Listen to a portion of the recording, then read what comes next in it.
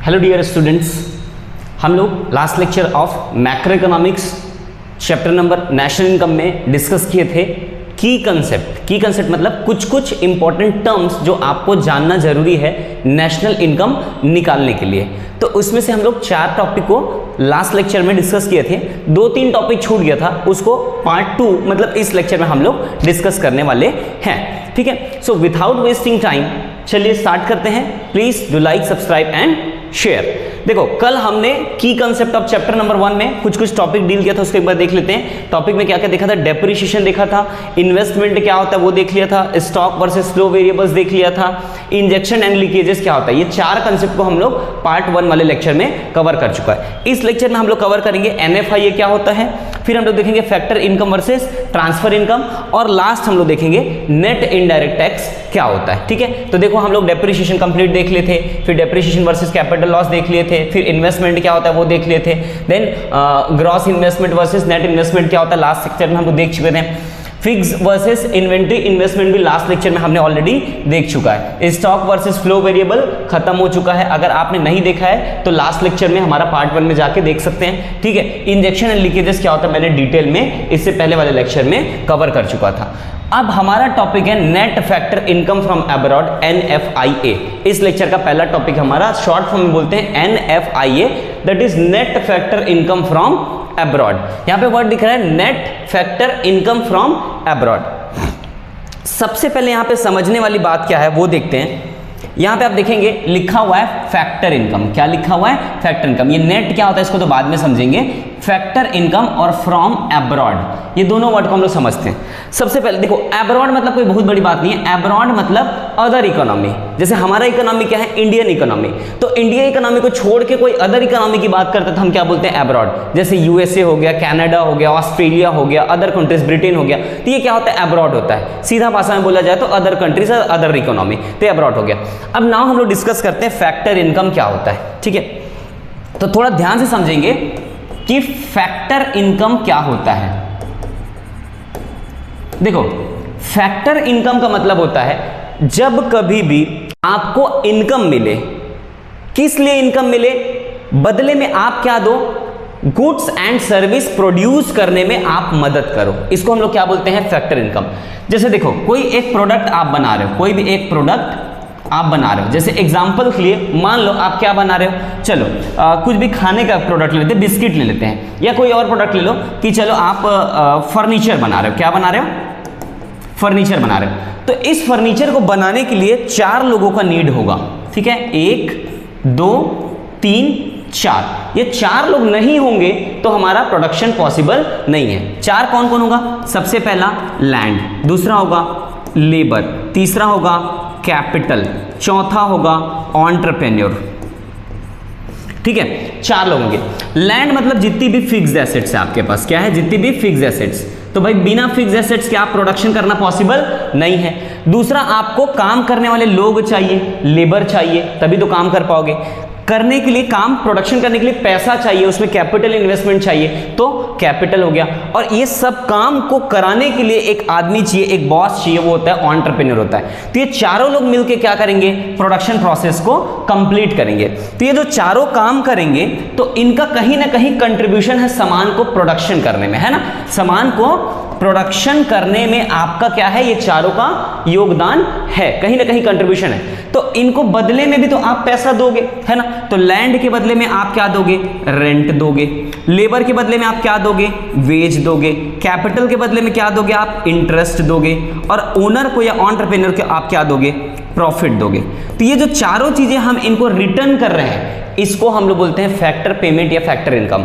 जब फैक्ट्री पे कर रहा है तो इनके लिए फैक्टर पेमेंट है, और जिनको मिल रहा है उनके लिए क्या है? फैक्टर इनकम है। यहां तक समझ में आ गया? ठीक है, तो इसको हम लोग क्या बोलते हैं? फैक्टर इनकम बोलते हैं। इसके अलावा बाकी चीजों को हम लोग क्या बोलते हैं? नॉन फैक्टर बोलते हैं। नॉन फैक्टर मतलब जैसे आप सर्विस प्रोवाइड करते हो, मान लो आप कंसल्टेंसी सर्विस प्रोवाइड करते हो, आपके पास बहुत अच्छा नॉलेज है, आप शेयर मार्केट का नॉलेज रखते हो, या किसी कंपनी में आप एक क्या फाइनेंस मैनेजर, और फाइनेंस से रिलेटेड आप क्या कर रहे हो? वहां पे कंसल्टेंसी दे रहे हो। तो आपका डायरेक्टली किसी भी प्रोडक्शन करने में हाथ नहीं है, आप कंसल्टेंसी दे रहे हो, आप अपना एक्सपीरियंस शेयर कर रहे हो या नॉलेज शेयर कर रहे हो। तो वहां पे आप सर्विस तो दे रहे हो, पर उसको हम लोग नॉन फैक्टर सर्विस बोलेंगे, फैक्टर सर्विस नहीं बोलेंगे, क्योंकि you are not directly concerned with the production of the goods and services. ठीक है, तो वहां पे हम लोग क्या कर रहे हैं, वो नॉन फैक्टर है, तो वहां पे भी आपको इनकम जनरेट होगा, पर वो नॉन फैक्टर होगा, और ये क्या हो गया आपका फैक्टर इनकम। नाउ अब टॉपिक पे वापस आते हैं, फैक्टर इनकम फ्रॉम अब्रॉड, इसका मतलब क्या होता है समझना। अब देखो हमारे पास दो कंट्रीज है या दो इकोनॉमिक एग्जांपल ले लेते हैं। मान लो हमारे पास इंडिया है,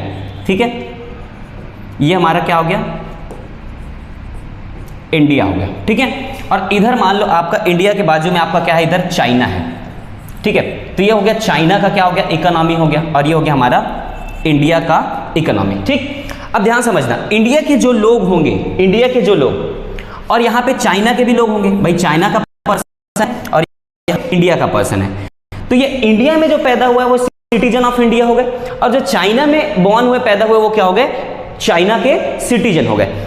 अब देखो चाइना का आदमी हमारे कंट्री में आके काम करता है, चाइना का आदमी हमारे कंट्री में आके काम करता है, और हमारा आदमी मान लो चाइना में जाके काम करता है, ठीक है, हमारा आदमी कहां जाके काम करता है, चाइना में।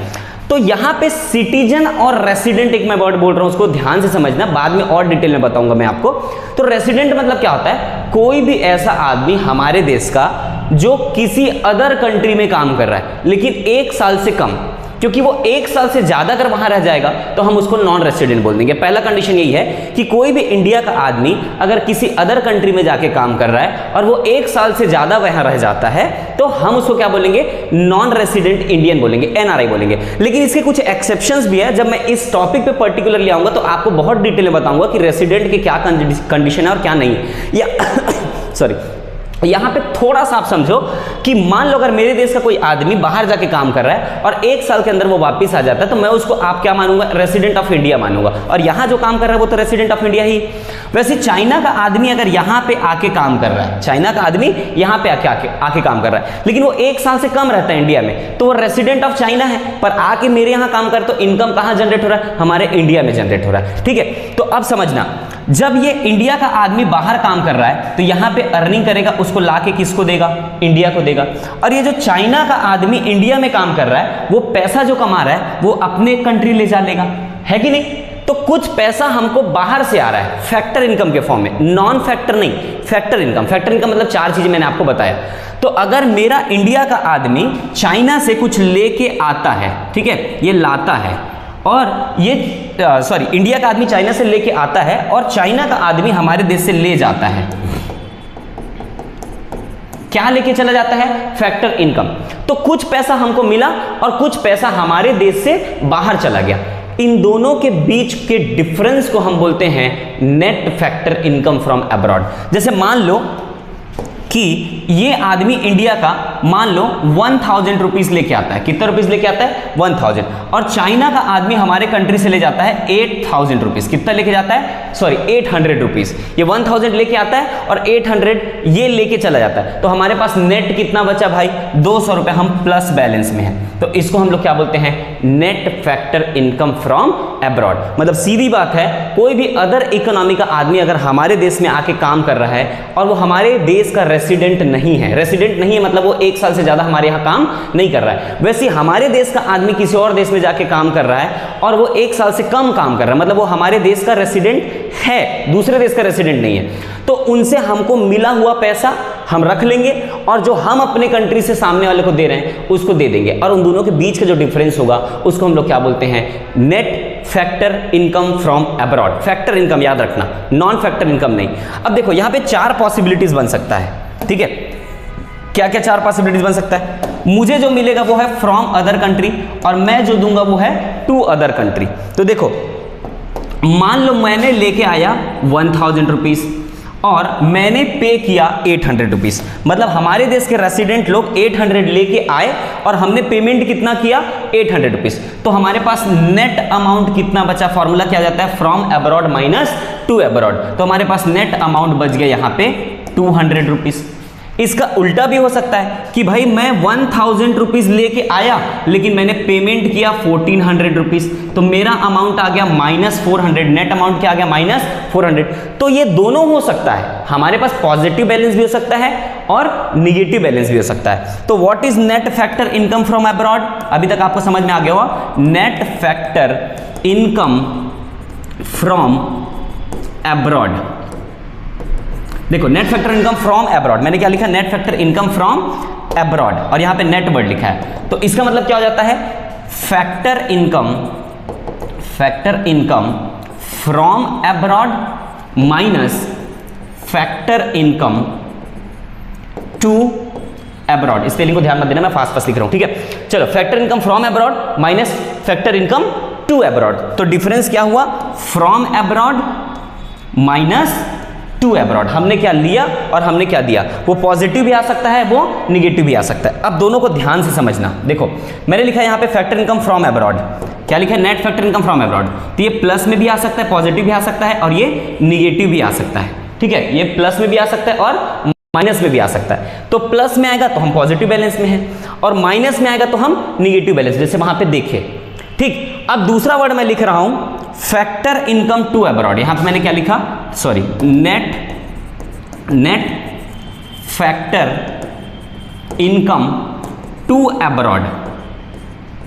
अभी मैं क्या बता रहा था, फ्रॉम एब्रॉड, अब मैं क्या बता रहा हूं आपको, net factor income to abroad. तो इसका मतलब क्या हो जाएगा, इसका फॉर्मूला उल्टा हो जाएगा, फ्रॉम -2 चल रहा था, अभी क्या हो जाएगा, हमने सामने वाले को कितना पे किया माइनस हमें सामने वाले से कितना मिला, ठीक है। तो factor income to abroad minus factor income from abroad, factor income to abroad minus factor income from abroad. तो मैं जो पहले दे रहा हूं ना उससे माइनस कर रहा हूं, मुझे क्या मिल रहा है, तो ये भी दोनों हो सकता है भाई, ये पॉजिटिव भी हो सकता है और ये निगेटिव भी हो सकता है। जैसे एग्जांपल के लिए मान लो मैंने चाइना को पे किया 500 और मुझे मिला किधर से, चाइना से मुझे कितना मिला 300, तो मुझे +200, ठीक है। और देखो मान लो उल्टा देखते हैं कि हमने चाइना से कितना लिया, हमने चाइना को कितना दिया, मान लो 500 का 500 ही दिया, लेकिन चाइना से हमको कितना मिला, मान लो मिला 900, तो यहां पे क्या हो गया -400। अब अगर ध्यान से देखोगे तो ये जो प्लस बैलेंस है +200, ये हमारे लिए निगेटिव है, ये हमारे लिए क्या है, अच्छी बात नहीं, ये निगेटिव, हालांकि प्लस में दिख रहा है क्योंकि यहाँ पे 2 है। मैंने क्या किया, चाइना को कितना दिया उसको पहले रखा है, देखो यहाँ पे हमने कितना दिया और माइनस कितना लिया, तो अब हमको दिखा रहा है +200, लेकिन एक्चुअली में क्या है, ये माइनस है, मतलब हम निगेटिव में चल रहे हैं। और यहाँ पे देखो हमने लिया कितना 500, सॉरी हाँ ठीक है, और हमने दिया कितना 500 और हमने लिया कितना 900, हमने चाइना को दिया कितना 500 और हमने लिया कितना 900, तो यहां देखो -400 दिखा रहा है, पर ये हमारे लिए अच्छा, ये हमारे लिए क्या है, पॉजिटिव है। हालांकि आपको अमाउंट निगेटिव में दिखा रहा है, पर हमारे लिए क्या है, ये पॉजिटिव, क्योंकि हमको ज्यादा पैसा मिला है। तो देखो 4 चीजें हैं, अगर फैक्टर इनकम फ्रॉम अब्रॉड बोल रहा है तो प्लस बोल रहा है, प्लस में आ रहा है अमाउंट तो हमारे लिए अच्छा है, और माइनस में आ रहा है तो हमारे लिए ठीक नहीं, ये निगेटिव है। लेकिन जब 2 की बात चल रहा है, net factor income to abroad बोल रहा है 2, तो हमारे लिए अगर पॉजिटिव आ रहा तो ठीक नहीं है, निगेटिव आ रहा तो ठीक है, क्योंकि निगेटिव वाला हमको मिला और पॉजिटिव वाला हमने दिया, तो ये 4 पॉसिबिलिटीज है। अब इसको थोड़ा सा डिटेल में देख लेते हैं फटाफट, ठीक है। चलिए, net factor income from abroad is the difference between the income received from abroad by normal resident of country, हमारे देश के लोगों ने बाहर से क्या लेके आया, फॉर रेंडरिंग फैक्टर सर्विस, बहुत इंपॉर्टेंट है फैक्टर सर्विस बार बार बोल रहा हूं, ठीक है। फैक्टर सर्विस को बस यहां पे काउंट करेंगे, मतलब रेंट, इंटरेस्ट, प्रॉफिट और क्या हो गया, एक वेज, ये 4 चीजों को ही गिनेंगे, इसके अलावा बाकी चीजों को नहीं गिनेंगे, ठीक है। तो ये 4 चीजें हमें अदर कंट्री से कितना मिला, ठीक है, and paid to the factor service rendered by non resident within the domestic territory of country, हमारे कंट्री में नॉन रेसिडेंट लोग, नॉन रेसिडेंट मतलब दूसरे देश के लोग जो काम कर रहे हैं उनको पे कर दिए, तो उनको माइनस कर दो, तो इन दोनों को डिफरेंस को हम लोग क्या बोलते हैं, NFIA। तो यहाँ पे देखो फॉर्मूला लिखा हुआ है, नेट फैक्टर इनकम, देखो net factor income from abroad is equal two factor income from abroad by normal resident minus factor income of non resident in the domestic territory. Territory का मतलब होता है बाउंड्री, मतलब हमारा इकोनॉमी, कंट्री। इसको और detail में समझेंगे जब मैं आपको अगला लेक्चर पढ़ाऊंगा नेशनल इनकम का, ठीक है। चलो, it distinguishes between domestic factor income and national income. अच्छा, इसको हम लोग क्यों पढ़ रहे हैं और इसका इंपॉर्टेंस क्या है, देखो डोमेस्टिक इनकम और नेशनल इनकम हमको जानना है, तो यही बताता है। डोमेस्टिक इनकम का क्या मतलब, मैं बहुत शॉर्ट में बता रहा हूं आपको, बहुत डिटेल में आगे नेक्स्ट लेक्चर में बताऊंगा। डोमेस्टिक इनकम मतलब मेरे कंट्री के अंदर कितना गुड्स एंड सर्विस 1 साल के अंदर प्रोड्यूस हो रहा है, अब वो किसने किया उससे मुझे मतलब नहीं है। देखो ठीक है, हमारे इंडिया के अंदर कितना गुड्स एंड सर्विस प्रोड्यूस हो रहा है एक साल में, है ना, किसने किया उससे मतलब नहीं, इंडिया के अंदर होना चाहिए, तो ये डोमेस्टिक इनकम है, ठीक है। लेकिन जब हम नेशनल इनकम की बात करते हैं तो जो बाहर वाले हैं, जो अदर कंट्री हैं, जो नॉन रेसिडेंट है, उनको निकाल दो, और हमारे देश से बाहर जो काम कर रहे हैं, मान लो यहाँ पे यूएसए में कोई आदमी हमारा काम कर रहा है, तो वो भी तो पैसा लेके आएगा, उसको हम जोड़ लेते हैं, और यूएसए वाला हमारे कंट्री में जो काम कर रहा है उसको हम पैसा दे देते हैं, तो क्या हो गया, अब यहाँ पे नेशनल इनकम बोलेंगे। तो देश के अंदर एक साल में कितना प्रोडक्शन हो रहा है एक इकोनॉमी के अंदर, वो डोमेस्टिक इनकम है। कौन प्रोडक्शन कर रहा है उससे मतलब है नहीं, लेकिन एक इकोनॉमी के अंदर, सिर्फ एक इकोनॉमी के अंदर कितना प्रोडक्शन हो रहा है उससे मतलब नहीं, हमारे देश के अंदर जो प्रोडक्शन हो रहा है उसमें से बाहर कंट्री वाले अगर प्रोडक्शन कर रहे हैं उसको बाहर निकाल दो, और हमारे लोग अगर किसी देश में जाके प्रोडक्शन कर रहे हैं बाहर कंट्री में, उस पैसे को हमारी इकोनॉमी में लाके जोड़ दो, तो ये क्या बन जाता है, नेशनल इनकम। और इन दोनों का डिफरेंस हमको कौन बताएगा, NFIA बताएगा। तो NFIA का यूज क्या है, नेशनल इनकम और डोमेस्टिक इनकम निकालने के लिए। भाई NFIA ही तो हमको बताएगा ना कि हमारे लोग बाहर कितना कमा रहे हैं और बाहर के लोग हमारे देश में कितना कमा रहे हैं, उन दोनों को नेट को हम लोग क्या करेंगे, बाहर करेंगे, ठीक है। चलो नेक्स्ट देखते हैं, नेशनल इनकम क्या होता है, तो domestic factor income plus net factor income from abroad.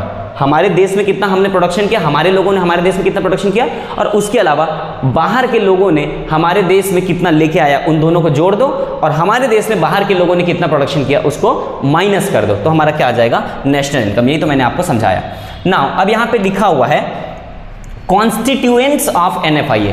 NFIA में हम किन किन चीजों को जोड़ते हैं, जैसे मैंने बोला कि मेरे देश का आदमी बाहर काम कर रहा है तो वो पैसा लेके आएगा, तो वो क्या क्या लेके आएगा उसको देखते हैं, ठीक है। तो पहला है कंपनसेशन ऑफ एम्प्लॉय। अगर आप एम्प्लॉय के रूप में अदर कंट्री में काम कर रहे हैं तो आपको सैलरी मिलेगा या तो वेज मिलेगा, उसको आप यहाँ पे लेके आओगे, ठीक है। नेक्स्ट है net income from property and entrepreneurship. देखो आप बाहर नहीं कर रहे हो, आपका प्रॉपर्टी बाहर, आपने कोई फैक्ट्री लगा के रखा हुआ बाहर, है ना, तो उसके बदले आपको क्या मिलेगा, देखो इंटरेस्ट मिलेगा, रेंट मिलेगा, प्रॉफिट मिलेगा, डिविडेंड मिलेगा, ठीक है। तो आप क्या कर रहे हो, एंटरप्रेन्योरशिप, है ना, प्रॉपर्टी एंड एंटरप्रेन्योरशिप, तो ये सारी चीजें आपको मिलेगा, उसको भी लेके आओगे।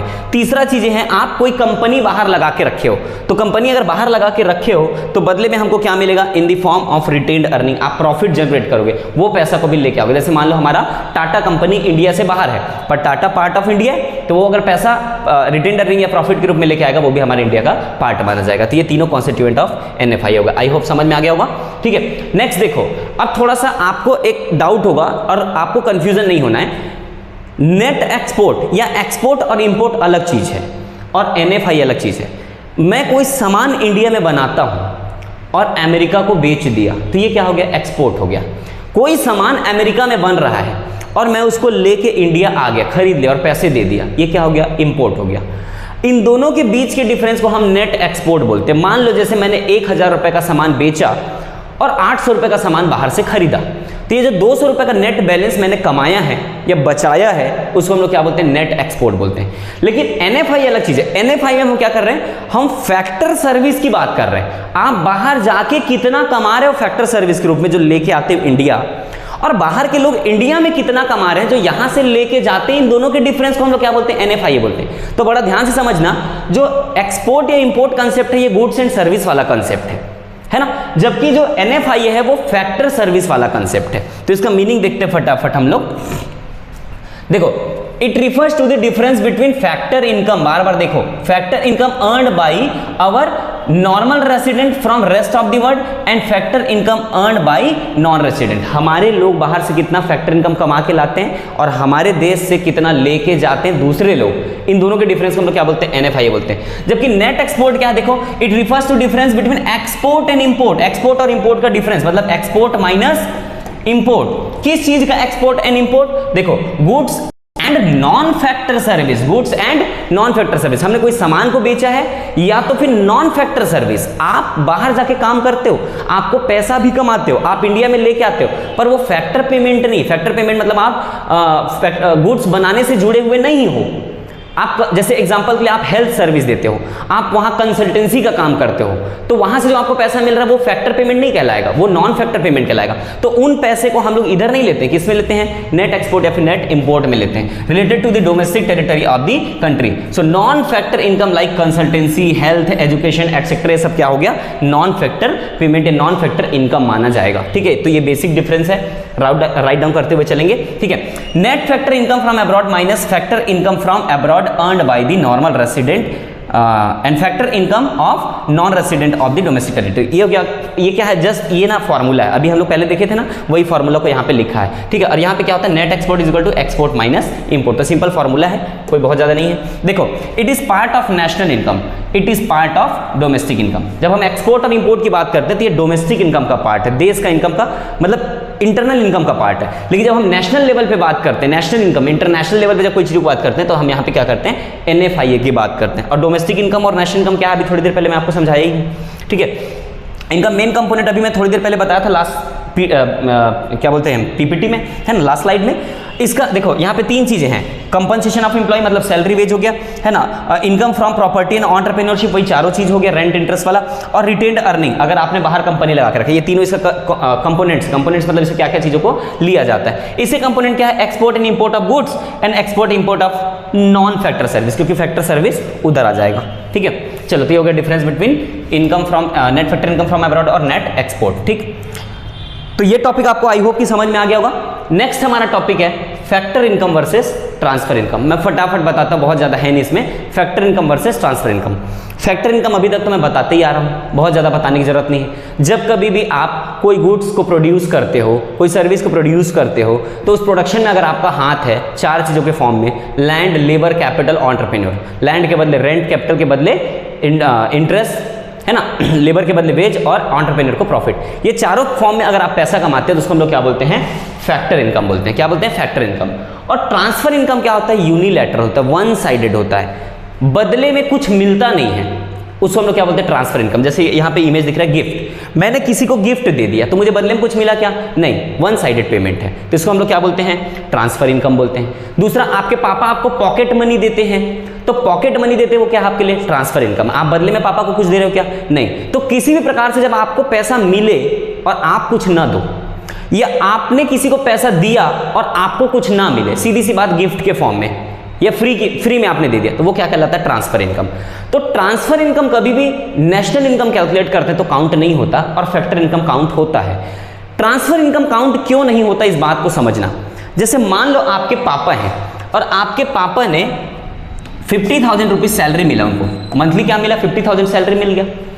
अब ये 50,000 सैलरी मिला तो उनके इनकम में ऑलरेडी काउंट हो गया, मतलब नेशनल इनकम में 50,000 रुपये काउंट हो गया कि आपके पापा ने 50,000 रुपये का काम किया। अब इसी में से निकाल के आपको 5,000 रुपये पॉकेट मनी के लिए दे दिया, ये क्या हो गया, ट्रांसफर इनकम हो गया। अब इसको नेशनल इनकम में काउंट करेंगे क्या, नहीं। क्यों नहीं करेंगे, क्योंकि ये 50,000 ऑलरेडी नेशनल इनकम में काउंट हो चुका है, और ये 5,000 जो है 5,000 वो उसी का पार्ट है।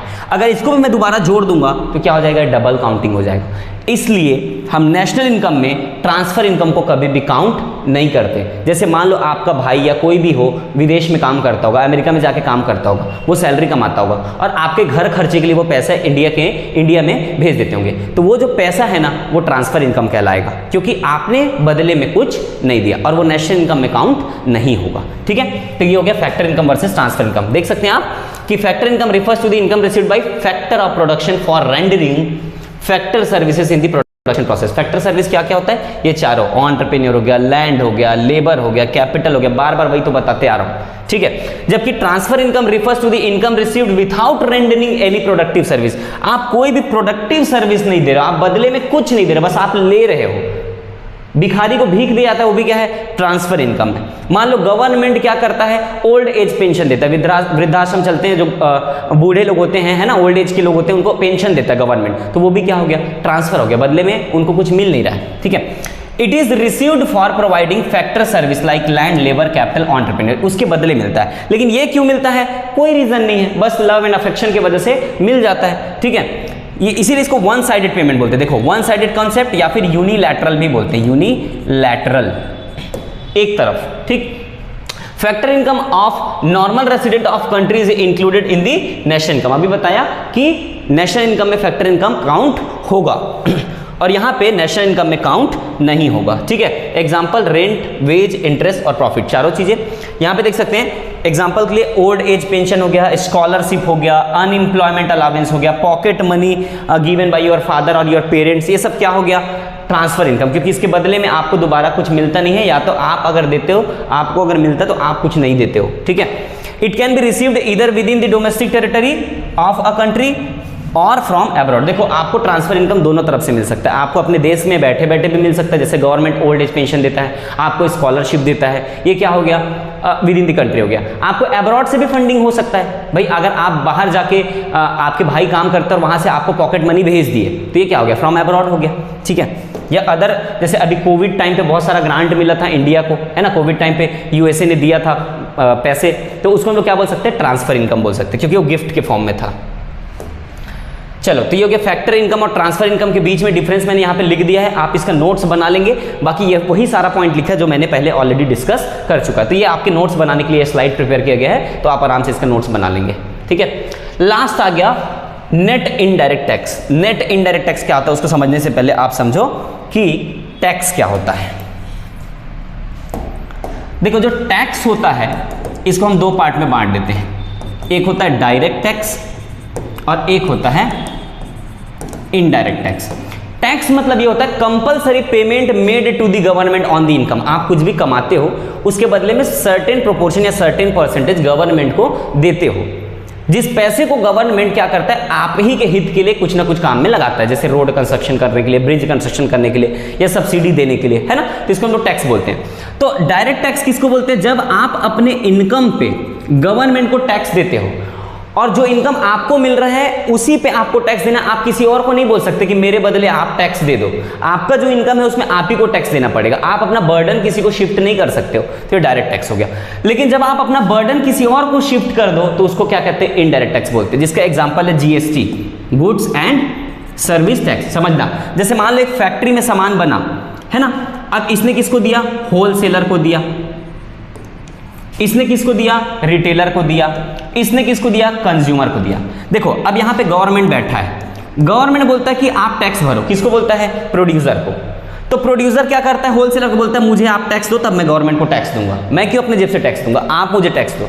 होलसेलर बोलता है रिटेलर को कि भाई आप मुझे टैक्स दो, फिर मैं इसको दूंगा किसको, प्रोड्यूसर को, और प्रोड्यूसर देगा गवर्नमेंट को। अभी रिटेलर बोलता है कि वो टैक्स मैं नहीं भरूंगा, कंज्यूमर भरेगा। तो अल्टीमेटली टैक्स क्या होते जा रहा है, देखो बर्डन शिफ्ट होते जा रहा है। गवर्नमेंट ने बोला फैक्ट्री को, फैक्ट्री वाले बोल रहे हैं होलसेलर को, होलसेलर वाले ने शिफ्ट कर दिया रिटेलर के ऊपर, रिटेलर ने शिफ्ट कर दिया कंज्यूमर के ऊपर। अल्टीमेटली भर कौन रहा है, आप, कंज्यूमर, हम, है ना।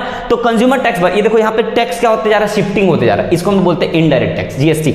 लेकिन डायरेक्ट टैक्स में ऐसा नहीं, देखो आप हो, आपको इनकम मिलता है, आपको सैलरी मिलता है, गवर्नमेंट सीधा बोलेगा कि आप अपने सैलरी पे मुझे टैक्स दो, तो आप किसी और को थोड़ी बोलेंगे मेरा सैलरी का टैक्स तू भर दे, नहीं, ऐसा नहीं हो सकता, यहाँ पे बर्डन शिफ्ट नहीं हो सकता, है ना। जैसे इनकम टैक्स हो गया, वेल्थ टैक्स, तो इसको डायरेक्ट टैक्स बोलते हैं।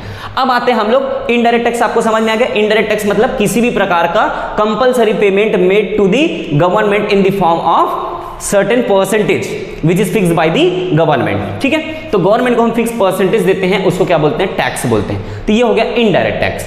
लेकिन ये नेट इनडायरेक्ट टैक्स क्या, हमने बोला नेट इनडायरेक्ट टैक्स, हम इनडायरेक्ट टैक्स नहीं बोला, नेट इनडायरेक्ट टैक्स। अब ये क्या समझना, देखो ध्यान समझना कि यहां पे आपका गवर्नमेंट है, यहां पे क्या है आपका गवर्नमेंट, और ये हो गए हम कंज्यूमर, प्रोड्यूसर, जो भी है जो गवर्नमेंट को टैक्स भरते हैं, हम क्या भरते हैं, टैक्स भरते हैं। तो इसको बोलते हैं इनडायरेक्ट टैक्स। इनडायरेक्ट टैक्स हमने गवर्नमेंट को भरा, पर गवर्नमेंट ना कुछ पैसा हमको क्या कर देता है, वापिस कर देता है इन the form of subsidy, in the form of subsidy.